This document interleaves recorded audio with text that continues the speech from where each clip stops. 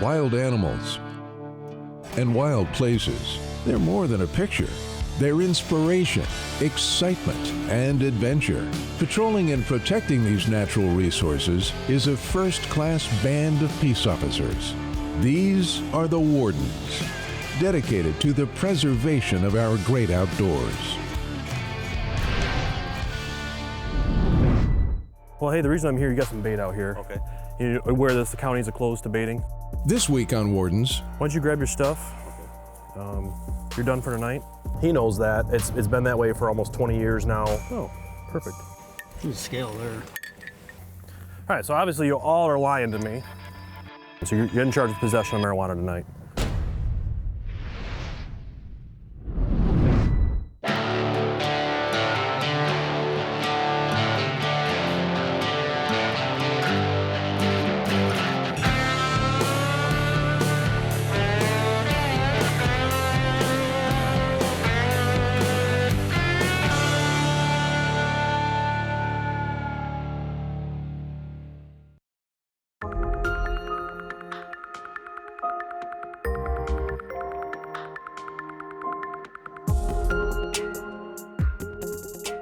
The start of Michigan firearm deer season is the busiest patrol period of the year for the state's conservation officers. But the days leading up to November 15th are busy too, as COs in Michigan's District 5 monitor the rural counties along Lake Huron.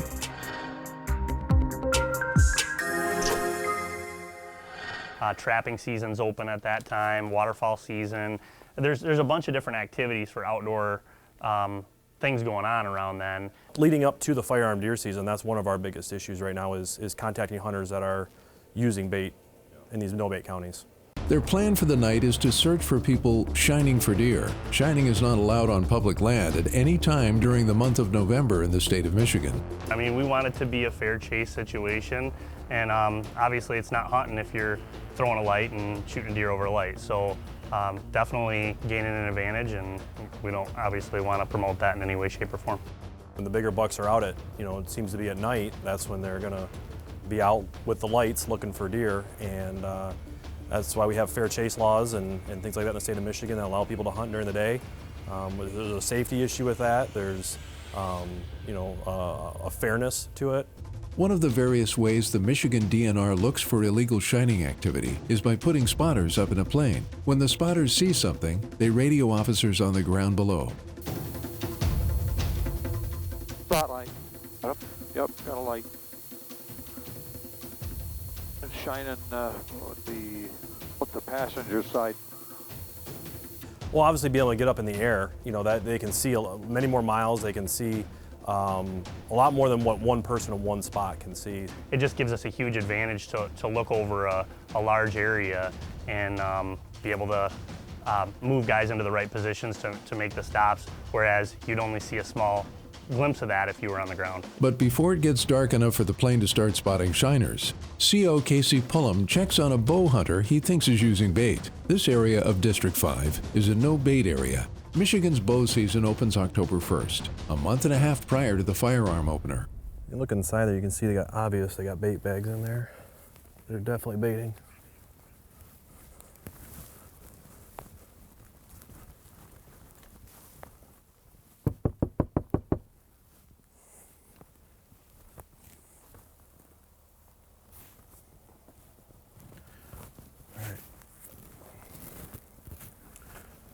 Bait bags everywhere. There's bait, there's corn in the back of that four-wheeler.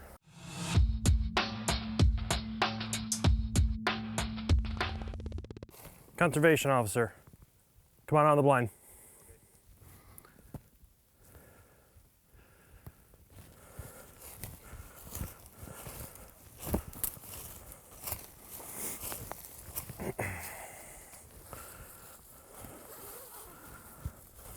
How you doing tonight? I haven't seen nothing. Nothing? No. All right. Squirrels. Yeah? Yeah. Got anything this year? Nope. All right. Well, hey, the reason I'm here, you got some bait out here. Okay. You aware that the counties are closed to baiting? I thought it was the next county. Both counties. We got Both. 4 counties up here that are closed. They've been closed for 20 years, almost 20 years. So, got your hunt license on you? Yep. How many more blinds you got baited out here? I got one other one. One other one? Across the road? Yeah.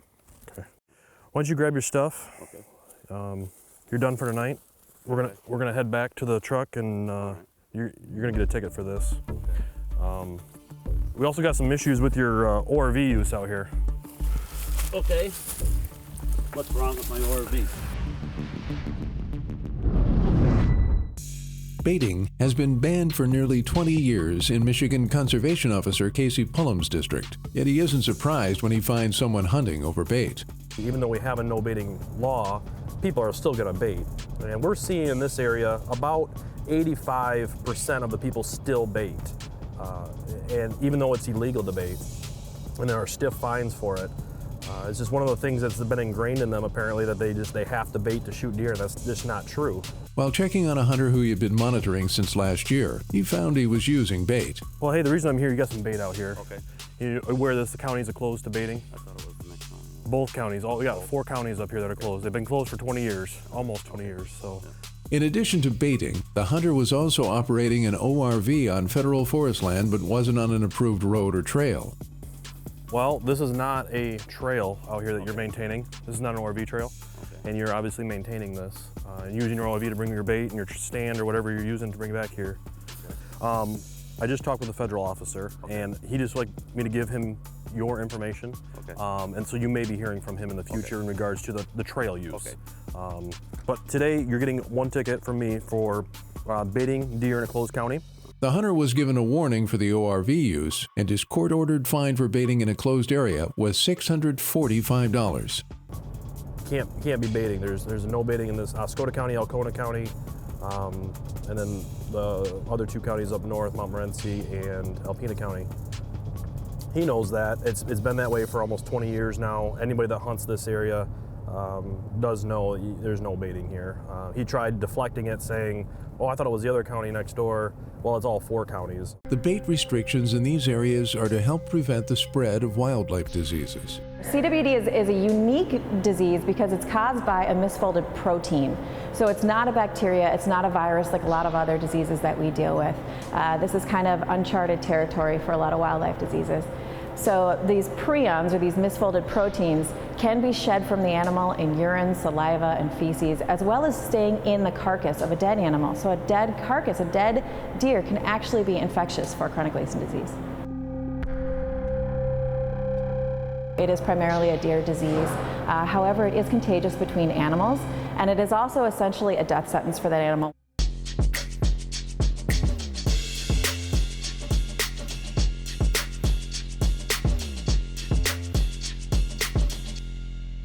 After checking a couple of other spots for hunters using bait, CO Pullum comes across a car parked in the middle of a roadway.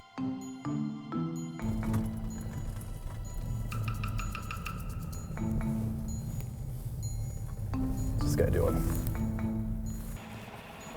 What's going on? The driver said they were having car troubles. Oh, well, that's not good. Yeah, just put some more in there, and we're about to head out. Okay. All right. You guys got any ID on you? All right. Whose car is it? Might be. Okay. Was that guy helping you that just drove out of here? While checking IDs, Officer Pullum smells marijuana and asks if he can search the vehicle. Okay. You guys got any alcohol or drugs in the vehicle? No. Just Mountain Dew. All right. You guys wouldn't mind if I took a look then? Yeah. It's okay? Yep. All right. Why don't you guys step out real quick? COs in Michigan are fully commissioned peace officers and provide general law enforcement duties in addition to their conservation efforts. One of the 3 has a state-issued medical marijuana card, but the other 2 do not. In Michigan, if you have a medical marijuana card, you must keep your marijuana in a lockbox. I can smell marijuana. Is there marijuana in the vehicle? I had black bags in Okay. Why don't you grab it and let me take a look at it? There's nothing up front. Oh no, I don't believe so. You don't believe so? He has medical Okay. marijuana card. Okay. All right. Can you open the door for him? There you Yeah, I forgot it. go. All right. You guys, go ahead and shut the door and just stand right there at the front of the vehicle. Okay. Go ahead and show me your lockbox. You got trunk keys? You got keys for it?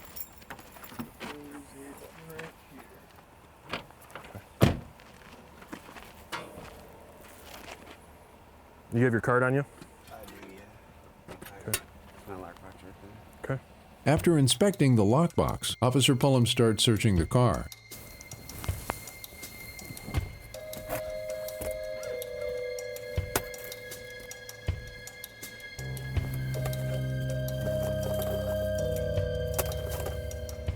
All right, well, I got some already, so.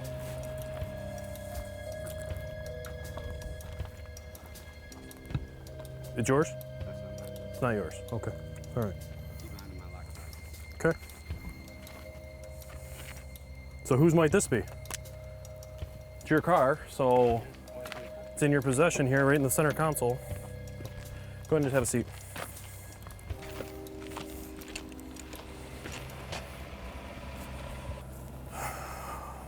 This is from the guy in the back seat. Marijuana in there. This is a grinder.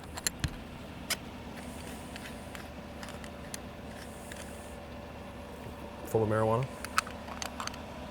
Whew, potent too.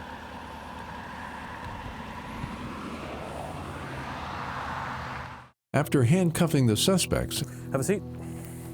Turn around, put your hands behind your back. and calling for assistance with the stop, CO Pullum continues searching the vehicle.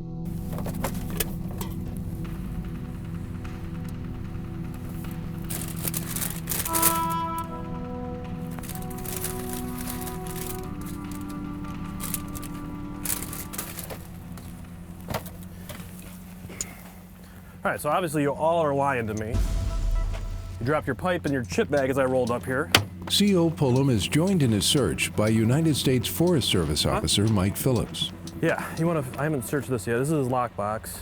Kid in the black coat, so that's his. So he's got a medical marijuana card, that's his lockbox. The other two guys got marijuana in their possession, sitting right next to him. Neither one of them have cards. Drugs are on the hood of the car that I found so far. He dropped a pipe in the chip bag as I was rolling up. I heard him crunk up the bag and there's a pipe in there.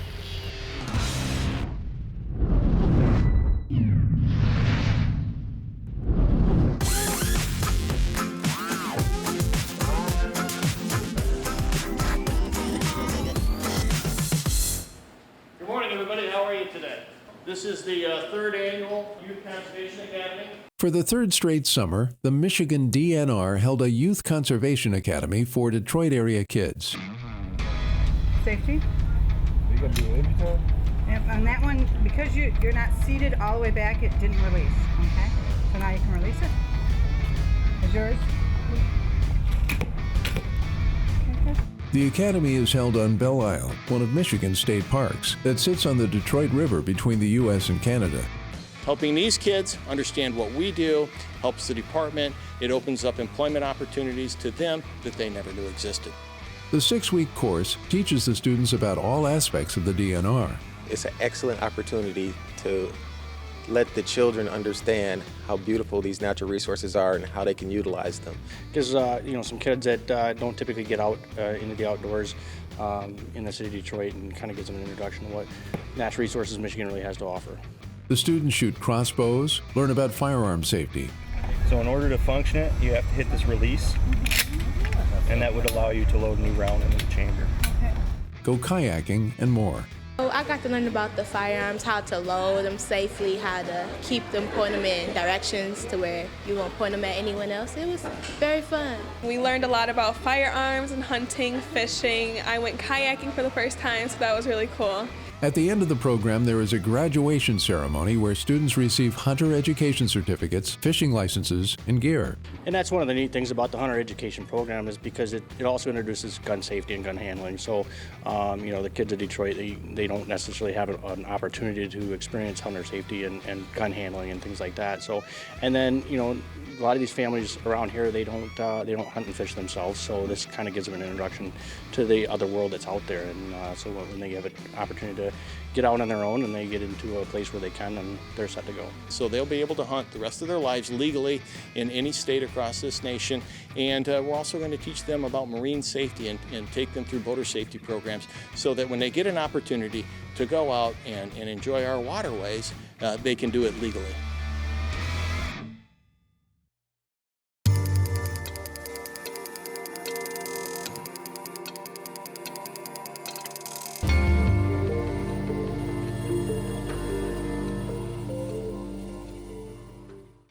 In Michigan's District 5, conservation officers are preparing to work an aerial surveillance patrol after dark, focusing on shining.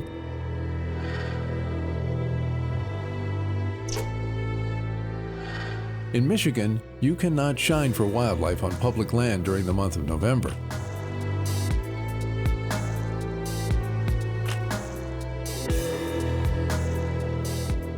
Before that patrol starts, CO Casey Pullum checks on a car parked on a dirt road. And once he and United States Forest Service officer Mike Phillips search the vehicle, they find marijuana and drug paraphernalia. Stand up. You got anything on you that I need to know about? Needles, guns, knives, bazookas? My keys and a little change in my pocket. Okay. One of the three from the car has a state-issued medical marijuana card and claims none of the other illegal items are his. The other two claim only a couple of items each.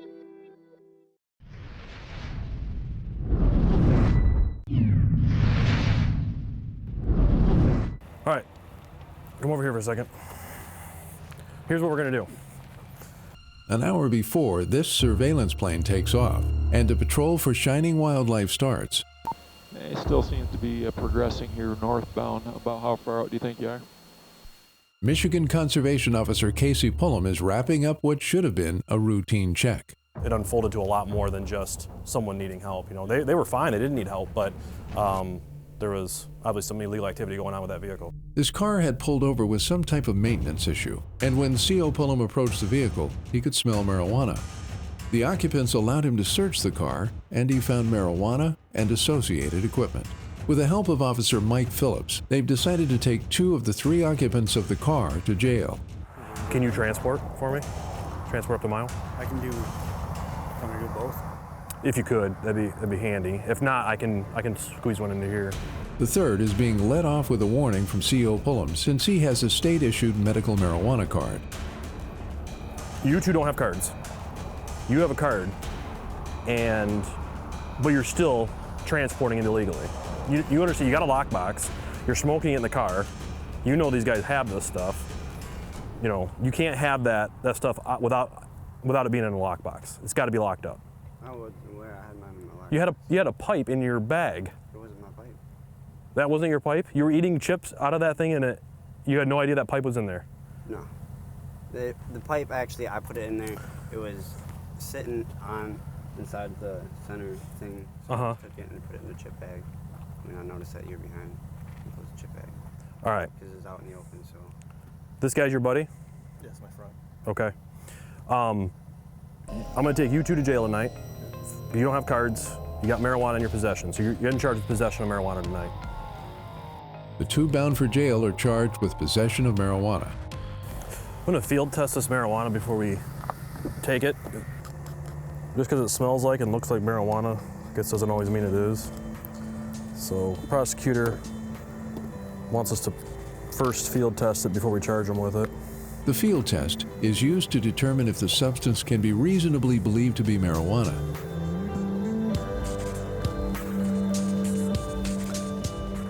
It's got just enough in there. A bit more. COs in Michigan receive year-round training in both conservation and general criminal law enforcement techniques.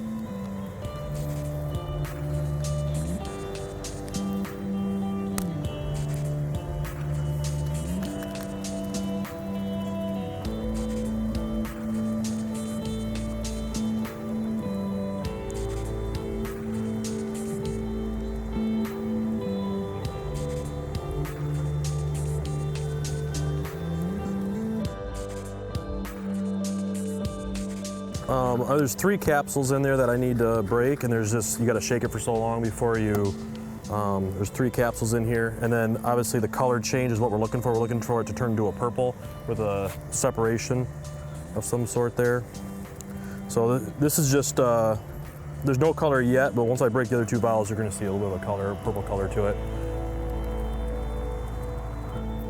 Yeah, it's getting darker. Additional lab testing is done later to definitely confirm the field test results.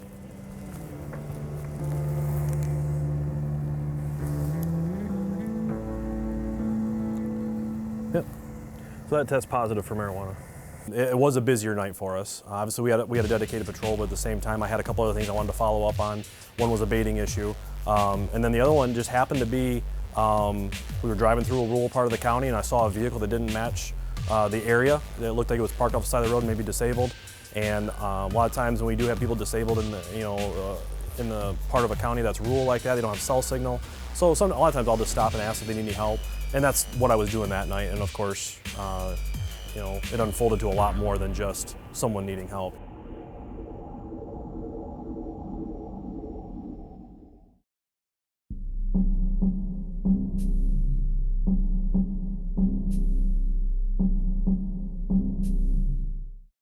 Wild animals and wild places, they're more than a picture. They're inspiration, excitement, and adventure. Patrolling and protecting these natural resources is a first-class band of peace officers.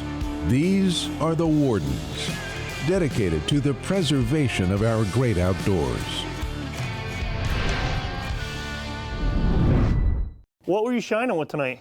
This week on Wardens, You can't shine at all in November. We're going to be flying over an area that has officers on the ground, and our job tonight will be to locate shiners and then relay that information to the ground. Conservation officer, how are you?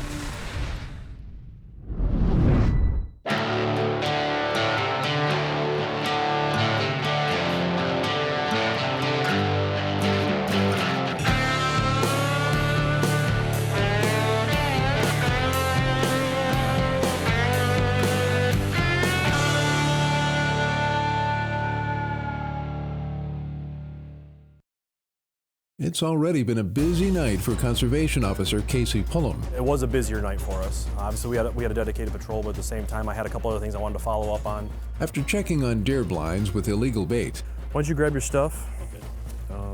You're done for tonight. He takes a couple of suspects to jail for drug possession. I'm going to take you two to jail tonight.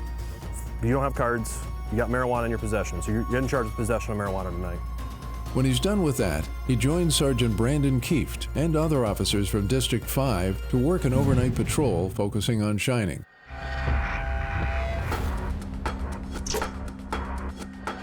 You guys all make good decisions. I'm not worried about that. And obviously, we just be safe. And if you need somebody to back you up, make sure to call. Shining in November has been illegal for quite some time, mainly because that's the time of year when we have a lot of guys in the woods or heading to deer camp with firearms, preparing for the deer season. And we have just had the experience that most of the time people are shining in November. It's usually not for recreational activity. It's usually because they have firearms or some other thing that's going to make the stop illegal.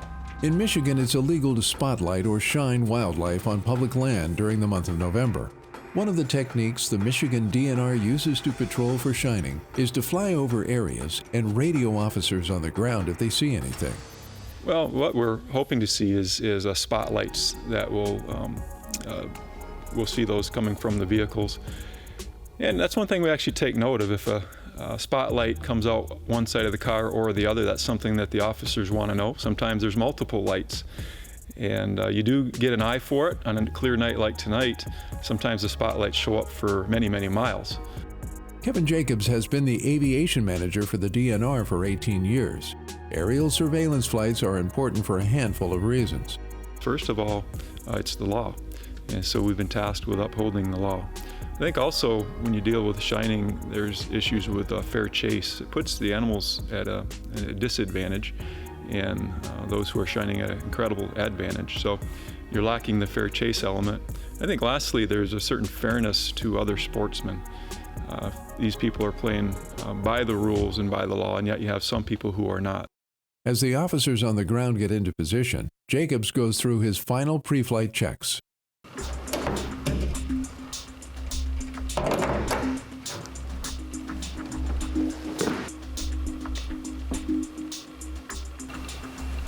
We have a good level there.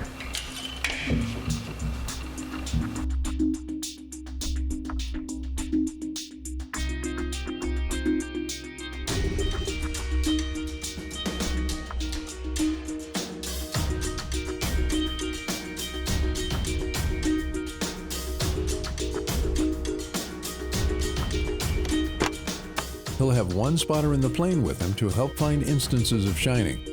Well, tonight's operation will be a night flight involving Law Division, Forest Management Division, and Wildlife Division.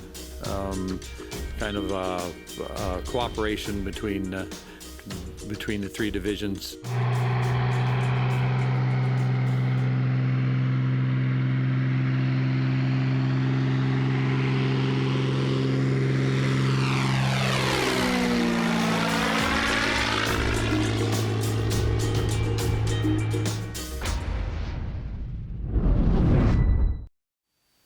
A lot of dark spaces out here. Certainly we're looking for vehicle movement. And, you know, anything that stands out. Sometimes it's a slow rolling vehicle, stop and go vehicle. And then ultimately if there's a spotlight. As pilot Kevin Jacobs and spotter Dan Moran begin their flight, officers on the ground ready for any instances of shining in their areas. Waiting to hear is, you know, a lot of times when they take off, we don't hear anything from them until they actually find somebody. And so that period of time from the time they take off to the time they actually call something out can seem like an eternity. You know, our guys are thinking a multitude of things. Those can be some of the most dangerous stops we make. So I'm sure they're thinking about safety. What are they going to do if they come up to the door and this happens? Or I'm guessing that they're doing a lot of mental rehearsal. It's hard to sit there and wait for something. You want to be out there looking, but at the same time, you don't want to give yourself away being in the area. So, but yeah, it's definitely exciting waiting to hear that call from the plane that they found something, and hopefully it's in your area where you're at. Shortly after getting in the air, the plane spots someone slow rolling on a dirt road in Michigan's District 5.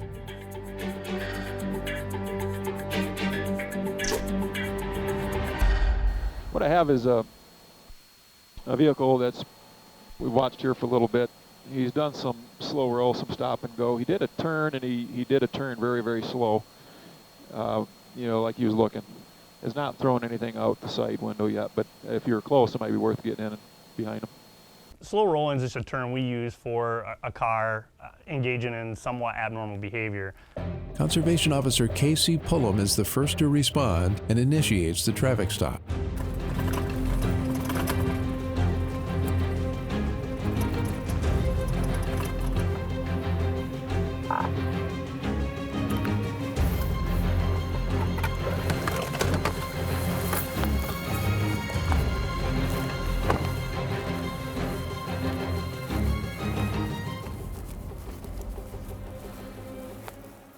How's it going?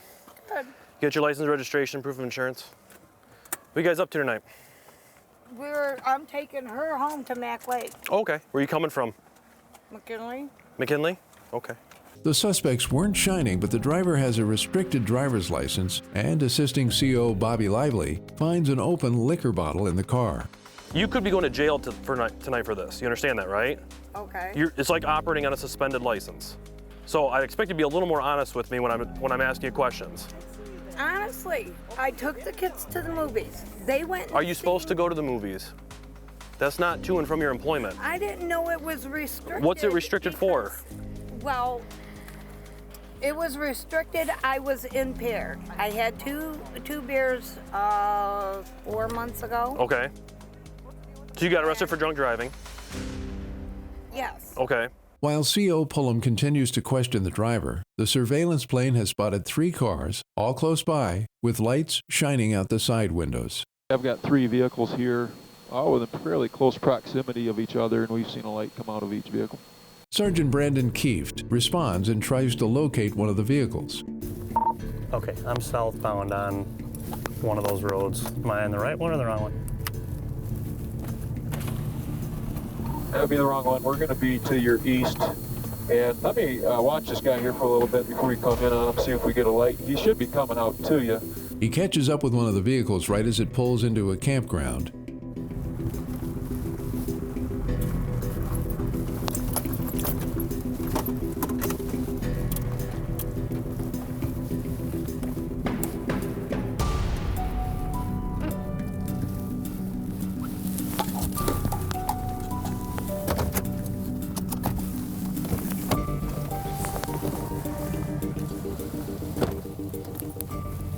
Is this your campsite, sir? This is it right here. Okay. How are you? Okay, great. How you doing, bud? Good. Conservation officer, are we shining today? No. No? No, you shine in like. Yeah. And not hunt. We had flashlights out here. Okay. Yeah, showing the kids deer and stuff like that. Okay. It's not a problem with shining a flashlight at a deer or anything like that. It's a problem shining in November, period, sir. Oh. Yeah, you can't shine at all in November in Michigan. I thought it was you couldn't have weapons. You shine. That's the time frame before November. In the month of November, you can't shine, period, in Michigan. Are you a hunter, sir? Are you a hunter? I haven't hunted in about 4 years. Okay. Do you have any current hunting licenses or no? I don't have any hunting license at all. Okay. The driver admits to shining, so Sergeant Kieft issues him a ticket. It's a court-ordered $251 fine. In this case, we know you don't have any weapons in the car. We realize that you're probably just out trying to show the kids deer or something else. The problem doing it in a stupid manner. The problem is that you gotta remember what the laws say in Michigan. You can't do it in the month of November, period, unless you're on your own private property, and in fact you're on state land here.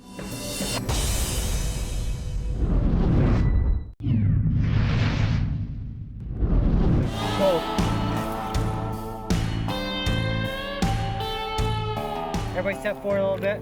Kind of get on the line with Adam, so he's not in front of you guys. Today, youth hunt here at Muzzy Pheasant Farms. It's great to have the kids outside. Anytime, in my opinion, we can get them outside walking around. I mean, it doesn't matter if they're actually putting birds down or not. They're learning how to do it. I mean, it's just great to get them outside.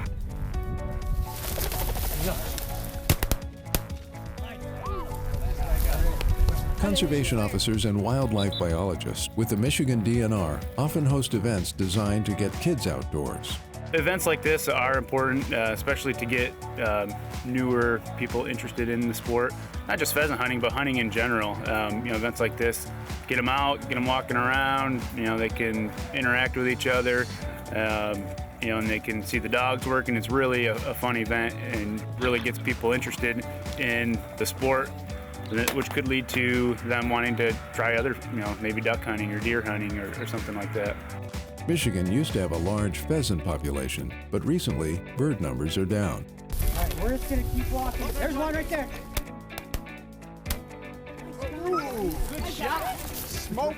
And biologists are working with a number of agencies to try and bring those numbers up. The first step towards achieving that is by putting high-quality grasslands back on the landscape. These grasslands have a lot of benefits, including, improving water quality, reducing soil erosion and runoff in agricultural areas, as well as providing habitat for pollinators like bees and butterflies and other wildlife like songbirds, deer, turkeys, and pheasants. Getting kids involved at a young age not only leads to more hunters, but hopefully more people invested in restoration projects like the ones involving pheasants. You miss, not a big deal. Everybody's gonna miss, all right? There's a bunch of birds out here, okay? I mean, some of these kids, they're going to remember this day for a long time. They're going to remember when they came out to the farm and got to go pheasant hunting, and they're going to want to go out to the field behind their house or where they have permission land to go. They're going to want to go hunt for pheasants, and they want the habitat to be there. All right, good job, guys. Conservation Officer Casey Pullum has this truck pulled over on a rural road in Michigan's District 5.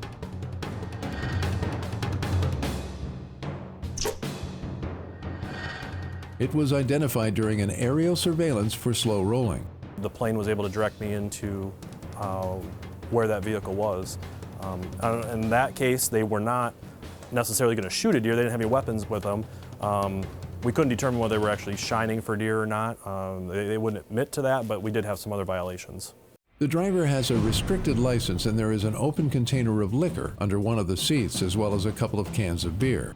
CO Pullum administers a field sobriety test. And what I'm going to do, just copy what I'm doing, and you're just going to go heel toe. 1, 2, 3, 4, 5, 6, 7, 8, and 9. When you get to 9, you're going to keep that foot planted. You're going to turn on a pivot, just like I'm doing, and then go 9 steps back. 2. You're counting as you're walking, keeping your arms to your side. Okay. Okay, whenever you're ready, you may begin. 1, 2, 3, 4, 5, 6, 7, 8, 9.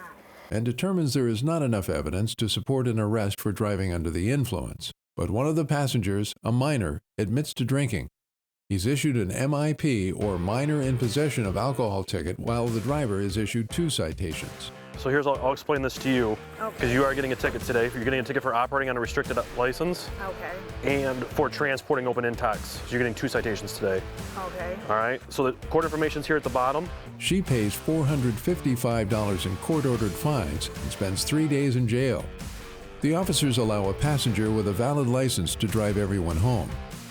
Thankfully, there was somebody there that could operate, and we could continue our shining flight.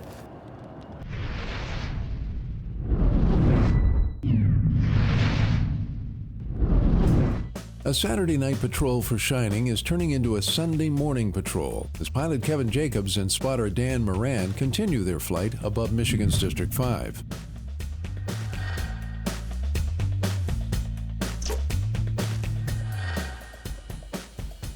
Everything out your side, Dan?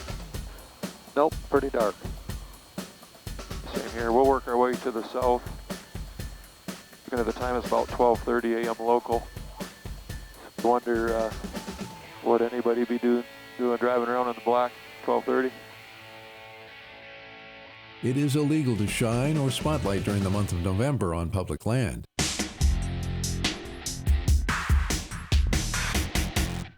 Just before calling it quits, the plane spots one last light to be checked.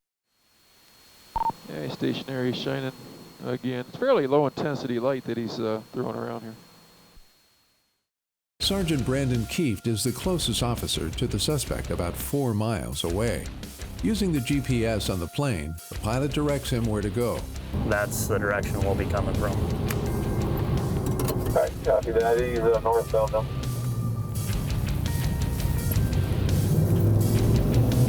Gonna get bumpy.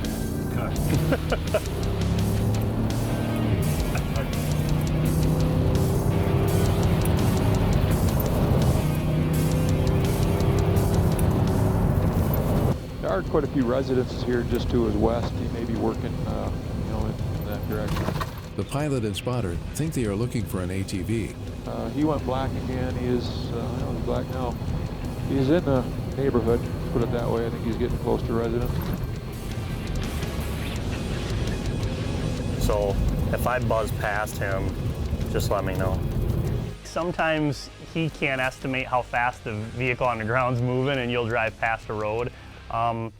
Most of the time he's very good. I'm impressed with how well he knows the roads. He's got an overlay up there, and he's got a ton of experience. So he knows the roads, he knows the areas. About 20 minutes after the search for the ATV begins, Sergeant Kieft finds the residence where it's believed the ATV pulled into a garage. And 102 is going to be the residence on your right, coming up there. They pulled in. Yeah, 7271, just pulled in home.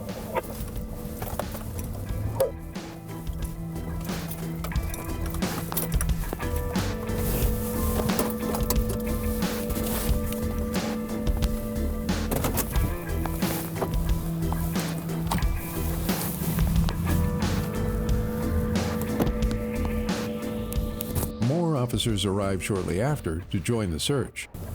It's got to be in there. I think he pulled behind it too, didn't he? Say that?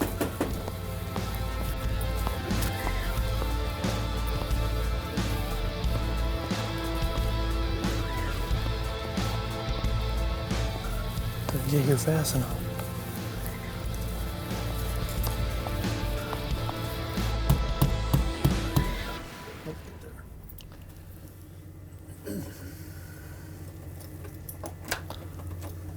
Sorry about that, ma'am. Conservation officer, how are you? Okay. Do you have somebody else that's staying at the house tonight?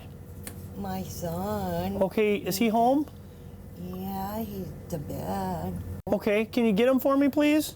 Okay, hold on. Yep, thank you. Okay. Was there? How you doing? Good. How are you? Good. How long you been home? I just came home. That's what I just thought. I seen the plane. Yeah. Okay. Well, what's the deal tonight? You want to put some shoes on and show me what's going on?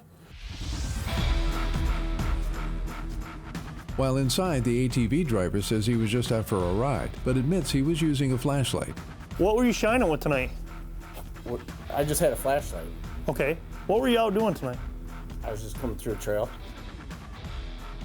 Well, that's the good bonus about having the plane there, is that the plane can stay above and can narrow down where the suspect is.